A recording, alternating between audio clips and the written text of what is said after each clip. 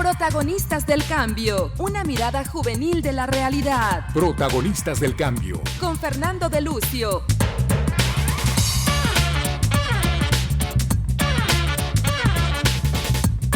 Protagonistas del cambio.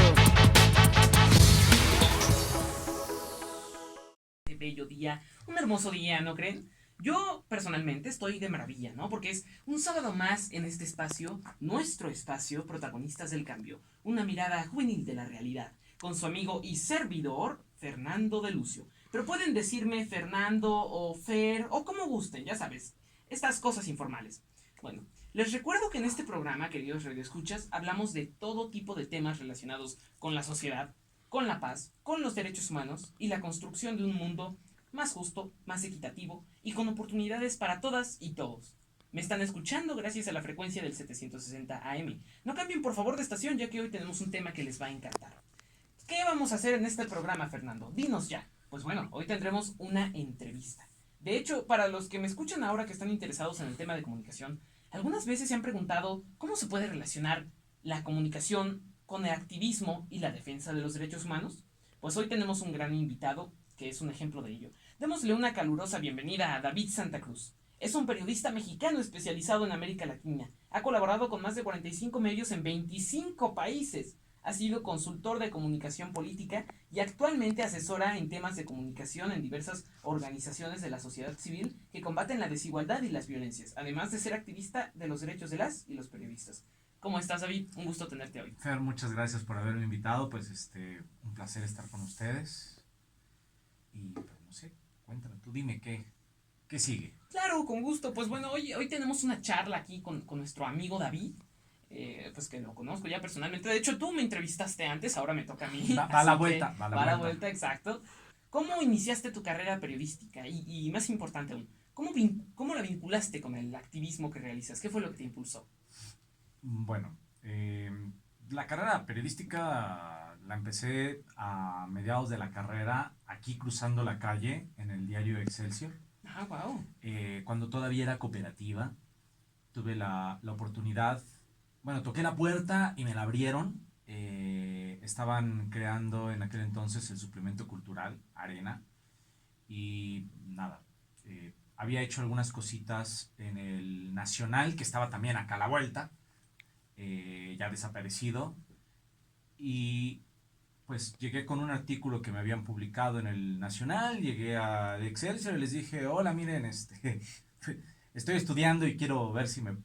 Quiero participar. Sí. Y recuerdo que el editor me preguntó, bueno, me pidió mi CV, tal, me dijo, vente a una entrevista, y ese día de la entrevista revisó los textos que ya había estado publicando, y me dice, ¿traes dinero? Y yo dije, ay, ¿me van a cobrar por escribir o qué onda? Claro. Y yo, pues como 20 pesos, agárrame de un billete de a 100 y me dice, mira, vas a tomar un taxi, vete a Editorial Alfaguara, que estaba o está sobre universidad, y vas a recoger un paquete de libros, te los vas a leer y vas a tener tu primera entrevista la próxima semana. ¡Ah, caramba! ¡Wow! ¿No? Y yo así como de, ¡zas! Pues a eso venía, Luego. pero no me lo esperaba, ¿no? Fue como, pues, y nada, me quedé ahí un buen rato, y ya de ahí tuve la oportunidad de pasar por Crónica un poco tiempo, haciendo prácticas, y de ahí conocí a uno de los directivos de Enfoque de Radio 1000, bueno, perdón por estar haciendo anuncio a la competencia, y me invitaron a trabajar con ellos, y estuve ahí 3 años.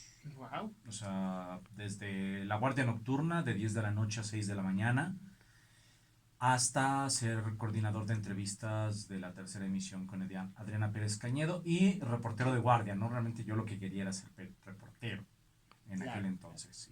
Y bueno, nada, de ahí ya fui tirando y aparecieron muchos, una lista muy larga de medios. Digo, como leíste ahí en mi CV, a la fecha ya van 45 donde he colaborado. Algunos, ser honesto, ha sido una colaboración o dos, ¿no? Pero pues sí, han ido sumando chambitas por ahí. Y siempre me gustó la política, siempre me llamó la atención desde que estaba en el bachillerato, siempre me llamó mucho la atención el activismo político. Mi generación fue la que vio surgir al EZLN, ¿no? Bueno, lo vio aparecer, porque Sí. verlo surgir, pues fue un proceso largo. Creo que ningún proceso, nada surge de la nada, ni los procesos sociales, ni la música, Exacto. nada. Todo tiene un proceso que se va dando. Bueno, a nosotros lo que nos vio, a mi generación, en el 94 estaba en el bachillerato y nos tocó que apareció el EZLN y a todos nos voló la cabeza porque creíamos que la revolución era posible, ¿no? Pero más allá de si la revolución era posible o no, lo más interesante fue darnos cuenta, pues lo que dice la declaración de la Sexta Lacandona, ¿no? Que había un sector importante de la población que en ese momento seguía muriéndose por enfermedades tratables, seguía estando marginada, seguía sin contar con los mínimos satisfactores, electricidad, agua corriente, drenaje, y que vivían en condiciones que el país que prometía y anunciaba estar en el siglo XXI, que ya éramos el Sí. México del primer mundo, libre mercado y tal, bueno, teníamos un sur y a unos pueblos originarios abandonados. Sí. Entonces, bueno, creo que eso a mí me mueve mucho en aquel entonces, me mueve mucho esa idea. Y me queda el gusanito como de la política, pero bueno, estaba emocionado, enamorado de hacer radio, de hacer periodismo, y me enfoqué a esa parte. En algún momento consideré si realmente meterme de lleno a hacer política o no. De hecho, estando en Radio 1000, aparece un partido político que se llamó Democracia Social, Partido Político Nacional, que en el año 2000 competimos por la presidencia de la República con un candidato extraordinario que fue Gilberto Rincón Gallardo, que ya falleció, comunista de cepa, de vieja escuela, y que se paró a decirle a este país en el año 2000, este país es racista, este país es discriminador y tenemos una cantidad de problemas derivados de ellos muy importantes. Y bueno, de ese partido nació una institución a la cual tuve el placer de trabajar en ella, que fue el Consejo Nacional para Prevenir la Discriminación, ¿no? Hay muchos años después tuve la oportunidad de ser director de comunicación, bueno, enlace de comunicación se llamaba, director de comunicación del Consejo. Wow. Y bueno, también me tocó participar en otros. Ese partido pierde el registro porque en ese momento la gente quería sacar al PRI de los Pinos, que llevaba 71 años gobernando, y Vicente Fox parecía ser la promesa del cambio. Sí. No lo fue, no lo fue, lamentablemente, para quienes votaron por él. Pero en el arrastre de eso, nuestro partido perdió el registro. Nos quedamos a 10,000 votos. O sea, la cantidad de gente que vive en Tlatelolco, ¿no? La población de Sí. la UAM Xochimilco, por ahí más o menos. Fue lo que nos faltaron de votos para conservar el registro. Lamentablemente, pues eso se pierde. Pero hay otros intentos. Algunas personas del partido intentan en 2 o 3 ocasiones hacer un partido de corte socialdemócrata, centro-izquierda. En uno de esos intentos fui director de comunicación social. Y bueno, esto que suena así como tan complejo, ¿en qué se traduce? Bueno, se traduce en que ese partido, los y las diputadas de ese partido consiguieron, por ejemplo, la legalización del aborto en la Ciudad de México. Wow. Consiguieron la legalización del matrimonio de personas del mismo género. Y un avance bastante significativo en materia de derechos de la comunidad LGBTI, que para quien no sepa, pues estamos hablando de lesbianas, gays, bisexuales, transexuales, intergénero, intersex. Y todo lo que sigue. Y todo lo que sigue, Sí. ¿no? Todas estas variaciones de género, ¿no? Entonces, pues ahí se fue estableciendo para mí este vínculo. O sea, siempre lo tuve en ambos lados. Y el activismo a favor de los derechos de los periodistas, justamente por ahí del 2006, ya con el gobierno de Felipe Calderón, pues empezó, bueno, no empezó, sino se concretó todo un acto sistemático de represión y persecución Sí, de periodistas. sí, O sea, nos estaban matando, punto, ¿no? Estaban matando al gremio, principalmente en los estados, que eran los actores más vulnerables, los compañeros del norte, donde estaba pues, todo el tema del crimen organizado, y el crimen organizado está en todo el país. Hoy tenemos eh, consecuencias graves de eso que en aquel entonces dijimos, oigan, o sea, recuerdo todavía haber participado en un libro colectivo cuando iban 120 periodistas asesinados. Hoy, no sé, la cifra debe ser del doble. sí. Eh, y que de hecho tengo muy presente la cifra porque nos convocaron a 120 periodistas a escribir 120 historias, 120 perfiles que pudieran explicar un poco qué estaba pasando con los compañeros y con las compañeras que estaban siendo asesinados y asesinadas. Entonces, bueno, de ahí el activismo, ¿no? De algo que me involucraba directamente, como al gremio al que pertenecía, a la profesión, porque justamente no es, luego la gente nos pregunta, ay, es que ustedes como periodistas se sienten que son especiales. Pues no, no es que seamos especiales, es que estamos en la línea de batalla, somos como estamos en la primera trinchera y los dijimos, ahorita están desapareciendo periodistas y los están asesinando. Sí, En unos cuantos años va a ser la población general. Y ya en aquel entonces también, ya en aquel entonces hablábamos de una epidemia de desapariciones. Decíamos, a ver, estamos hablando de 120,000 muertos. Pues nosotros calculábamos ya en aquel entonces que por lo menos había otros 120,000 desaparecidos, ¿no? y, Bueno, sí, personas y actualmente desaparecidas. es aún mucho más fuerte el problema porque, para queridos radioescuchas, de hecho ya hay una nueva cifra, son 94.000, más de 94.000 personas desaparecidas actualmente en el país, lo cual da pues indicios de una crisis de derechos humanos terrible, ¿no?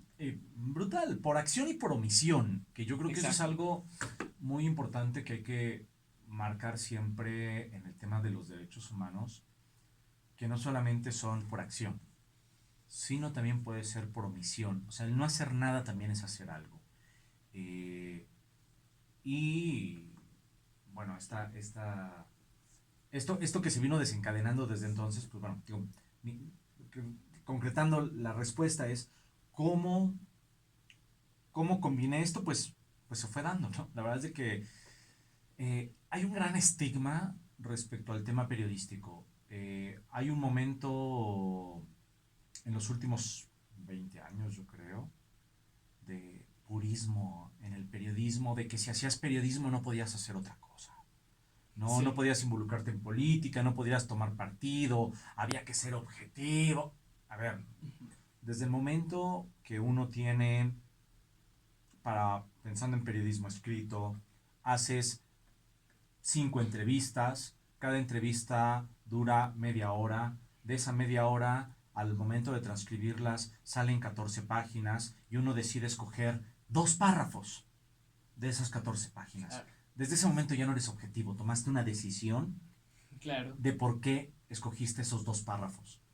¿Y por qué escogiste 2 párrafos de este, del otro, de aquella? ¿No? Entonces, y al momento de armar la historia se están tomando decisiones que no son imparciales. Entonces, cualquier mínimo acto de decisión implica voluntad y por tanto no podemos ser objetivos. Hoy día ya la mayoría de los compañeros y compañeras ya desecharon esta idea del objetivismo periodístico. No podemos ser objetivos. La objetividad periodística se da a partir de una suma de subjetividades. Esto es, a partir de que cada persona individual dentro de un grupo periodístico plantee ideas o incluso en el momento de que puedes revisar, no sé, el portal de Aristegui y además tienes el portal de CNN y además tienes el portal del Universal y puedes escuchar el 760 de AM y puedes escuchar Universal o puedes escuchar lo que quieras. En el momento de que tienes la posibilidad de escuchar todo eso, entonces es donde puedes llegar no a una objetividad, sino a poder tener acceso a información confiable y poder sacar tus propias conclusiones y criterios, ¿no? Entonces, en aquel entonces estaba este tema de no, no te puedes involucrar. A ver, vamos a poner un ejemplo. José Martí, el gran patriota cubano, era periodista, luchó en las guerras civiles por la liberación de Cuba, mucho antes de Castro, ¿no? Los Flores Magón en México eran periodistas. Gramsci, que es un gran teórico italiano, líder del Partido Comunista Italiano, uno de los principales teóricos de la ciencia política a nivel mundial, era periodista. Y su contraparte, el dictador Benito Mussolini, fue periodista. Entonces, la verdad es de que nuestra generación de periodistas se haya alejado de la política, me parece un error. Yo creo que como periodistas podemos y debemos ser actores de cambio.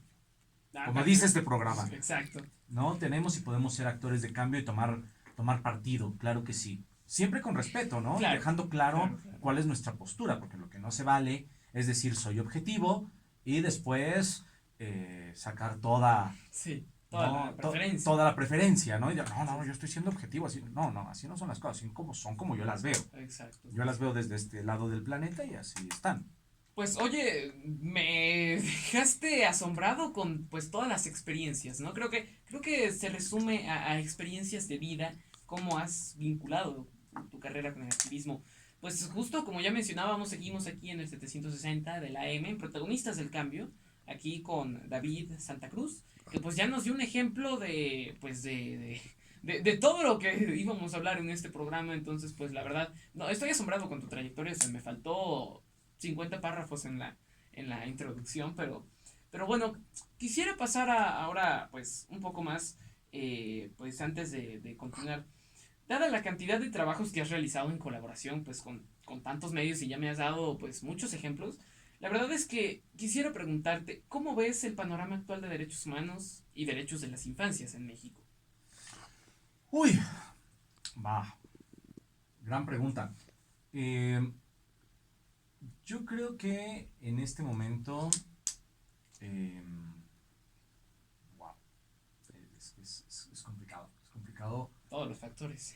Sí, es que son muchísimos. O sea, a ver, partamos de explicar que los derechos humanos o la defensa de los derechos humanos están vinculados con el gobierno. ¿Quiénes pueden ser violadores de derechos humanos?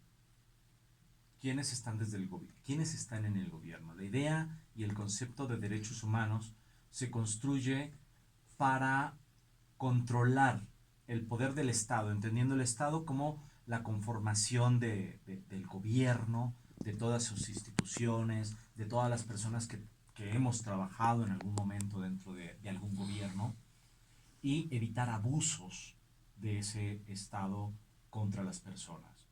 Y se crean también, y hay que ser muy honestos, desde una visión del mundo que estaba criticando la forma en que los países del bloque socialista, del bloque comunista, estaban llevando su política, donde restringían muchas libertades.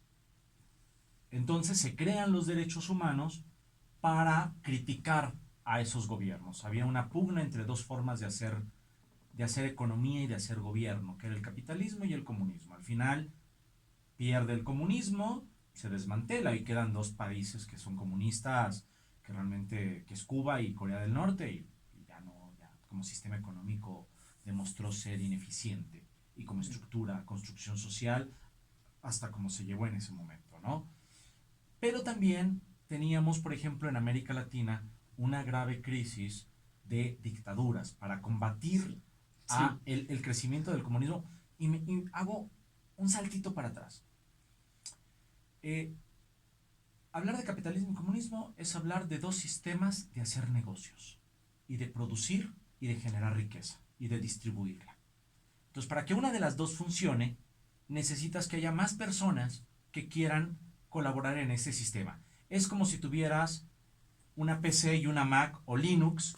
Entonces, para que Linux pueda funcionar o para que Mac pueda funcionar, necesitas que haya más de dos personas funcionando en Mac o más de 2 personas funcionando en Linux, ¿no? ¿Para qué? Para que se puedan comunicar. Entonces, la lucha de la Guerra Fría y comunismo contra el capitalismo era eso. Necesitaban más países que funcionaran con el mismo sistema operativo, para ponerlo en términos, ¿no? Con el mismo iOS, ¿no? Y entonces estaban peleando porque querían tener control, ¿no? Bueno, una de las formas de tener ese control fue impulsar dictaduras en América Latina. Esas dictaduras, por ejemplo, en Argentina tuvieron más de 30.000 desaparecidos, o sea, toda persona que pensaba diferente, que de hecho los únicos que han juzgado a sus dictadores fueron los argentinos. Hubo dictadura en Chile, ¿no? Que apenas todavía quedan rezagos de esa dictadura militar. Sí. Hubo dictadura en Paraguay, hubo dictadura en Uruguay, hubo dictadura prácticamente en todo Cono Sur, hubo un par en Perú. Los únicos que salvaron de tener dictaduras fue Colombia y México, de todo el continente. Bueno, y Estados Unidos, Canadá, ¿no? Pero, Sí. Entonces, bueno, y en eso, ¿qué tiene que ver con los derechos humanos? Bueno, que un gobierno evitara que sus oponentes políticos que querían implantar otro sistema operativo, para seguir con el ejemplo de los sistemas operativos, no lo hicieran, y entonces los secuestraban, los mataban y los desaparecían, que era violencia política, pues finalmente eran violadores de derechos humanos. Por eso es importante tener derechos humanos. ¿Por qué? Porque eso evita los abusos de la autoridad. Eso evita lo... La gente muchas veces tiene esta idea errónea de que los derechos humanos son para proteger a los criminales. No, a ver. No va por ahí. Pero resulta ser que si, por ejemplo, tú vas por la calle, digo, el mayor delito en este momento en nuestro continente es ser joven entre ¿cómo se llama? Entre los 12 y los 17 años, y entre más oscura tengas el color de piel, más peligroso es. O sea, dicen en Argentina, portación de rostro. Puede que no seas una mala persona, pero si tienes cara, ya está. Van detrás de ti. Esto, de hecho, en el término de defensa de derechos humanos se llama perfilamiento racial. Que es por tu perfil, por cómo eres físicamente, se te persigue. Y seguramente mucha gente de acá que nos han escuchado en sus épocas adolescentes, seguramente los persiguieron por ser como eran, por vestirse como se vestía la gente en ese momento. Y entonces, claro, si tú vas por la calle y te detiene la policía y te pone unos trancazos y te lleva a la cárcel, pues los derechos humanos sirven para evitar que eso suceda. Ahora, si en ese proceso resulta ser que a lo mejor había uno que sí era delincuente y sale libre porque, pues, bueno, es parte de los riesgos, pero es preferible soltar a alguien que encarcelen a cualquiera por cualquier motivo. Bueno, sí, o sea, sí, ¿No? pones sobre la mesa, sabes, reflexiones muy profundas, ¿no? Que parten desde estas analogías. La verdad es que ha sido un programa muy interesante, pero ya por cuestiones del tiempo, perdón, pero te tendría pues que hacer como, bueno, pasar a un último mensaje, incluso vinculado con esto de los derechos humanos y los derechos de la infancia. Quisiera preguntarte, bueno, ya para ir cerrando con la entrevista, ¿qué mensaje les das pues a los agentes de cambio, a las nuevas generaciones que hoy están escuchándonos? Ay, que duden de todo, que pongan todo en duda, que cuestionen. O sea, yo creo que es súper necesario. O sea, los planteamientos de mi generación tienen que ser, y bueno, yo tengo 43 años, los planteamientos de mi generación tienen que ser cuestionados pues por la siguiente generación, que son los que están en los 30, y ustedes tienen que estar cuestionando a esa generación. O sea, lo que nosotros hicimos en mi generación, tu generación lo tiene que cambiar sí o sí, porque si no nos quedamos estancados. Claro. O sea, Ir evolucionando, ¿no? Avanzando. Cuestionándolo, claro. Complementando. Cuestionando y decir, a ver, ¿qué se hizo bien? ¿Qué se hizo mal? Y bueno, por ejemplo, en términos de infancias, me parece que una cosa que se está trabajando muy bien es el darle voz a las infancias. Darle voz a niñas, niños y adolescentes. Dejarlos de ver como sujetos de tutela y empezarlos a ver como sujetos de agentes, derecho, como ¿no? sujetos de derechos. Cambio. Yo creo que eso es de lo más importante que se ha logrado en términos mundiales y en términos planetarios y en términos nacionales. Yo creo que eso es un gran avance y no es poca cosa. Pues sí, la verdad es que planteas pues también temas muy interesantes. Yo lo relacionaría con el diálogo intergeneracional, ¿no? Que pues de todas las generaciones, de todas las edades, se empiezan a plantear, se empieza a cuestionar, se empieza a generar nuevas ideas para resolver los nuevos problemas que hay en la actualidad, ¿no? Entonces, pues yo creo que pues ha sido muy interesante. Te agradezco mucho por haber estado con nosotros el día de hoy. Sé que si no, continuaríamos con todo, como 3 horas hablando de estos temas, que si bien dan para mucho. Y pues bueno, te agradezco por haber venido al programa, estar con nosotros en este espacio y también pues por todos tus planteamientos, tus reflexiones. La verdad es que pues yo me la pasé muy bien en este programa. Gracias, David. Hombre, Fer, muchísimas gracias por haberme invitado y pues gracias a todo el mundo por estarnos escuchando acá. Gracias. Pues hasta aquí ha llegado el programa de hoy. Cuéntenme, ¿qué les pareció? A mí me encantó, ¿saben? Los temas que se abordaron me mantuvieron como al borde de la silla, ¿no? Estoy en la mera esquina escuchando de tan interesante que estuvo. Y ahora es momento de reflexionar. ¿Qué piensan ustedes? ¿Qué se llevan del día de hoy? Recuerdan que cuando tengan un tiempecito, díganle a sus compas, díganles, oye, ¿ya oíste el programa Protagonistas del Cambio? Sí, ese con el dichoso Fernando de Lucio. Sí, ese que se transmite todos los sábados a las 11:30 de la mañana por el 760 AM. Sí, ese programa en el que hay entrevistas de todo tipo de temas relacionados con la paz, la cultura de la legalidad, la sociedad, las injusticias y de cómo las personas, desde las más pequeñas acciones, podemos generar grandes cambios, pues que mejoren nuestra realidad, que transformen nuestra realidad. Exacto, ese programa en el que siempre hay una recomendación de lectura tan interesante al final. Y hablando justo de eso, pues justo acorde con los temas que revisamos hoy, me encantaría pues mencionar la obra de William Golding, El Señor de las Moscas, que es una pues reflexión sociológica de cómo piensa el humano en las situaciones pues de extremo, ¿no? La verdad es que es una obra muy interesante, se las recomiendo conseguir así, William Golding, El Señor de las Moscas. Yo pues nunca doy un resumen tan fuerte porque quiero que ustedes lo lean, quiero que me digan qué les pareció, quiero que la analicen, ¿no? Que la enjuicien. Pues compartan con sus amigos, con familiares y acompáñenme en el próximo programa. Pasen un gran sábado, disfruten del día. Pues yo soy Fernando y me despido. Chao.